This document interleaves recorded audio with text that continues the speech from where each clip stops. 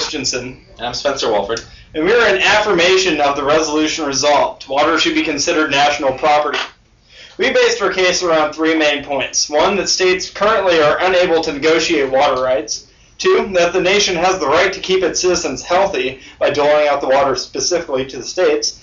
And that water moves between states, which makes it interstate property and a problem of the national government. The Atlanta Journal stated, the states had their final shot in finding a solution to the water crisis that grips Georgia, Alabama, and Florida. Now the federal government will tell them what to do. Major disputes have been going on in multiple states about water rights, and what's solving these disputes is the federal government. We see that the federal government is the overlying power. Fathers created the Constitution. They invested the right for the government to keep its citizens safe. When the states infringe on this, the government has its full ability to fix this as it sees fit. This is why the national government can negotiate water usage for the states. The fact that the government can step in and adjust the state's water usage as it sees fit proves that water is national property. As mentioned in our first point, when the water shortage happened last fall, the people became in danger of the complications of drought.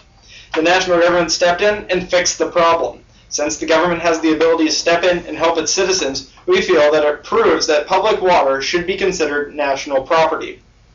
Obviously, most major water sources, such as the rivers that flow through multiple states, such as the Ogallala Aquifer running through Wyoming and Nebraska, and down to Kansas, are the river basins in the Alabama, Georgia, and Florida regions. Since the water is interstate property, it must be handled by the federal government to make sure that one state doesn't deprive another state of the nation's water supply.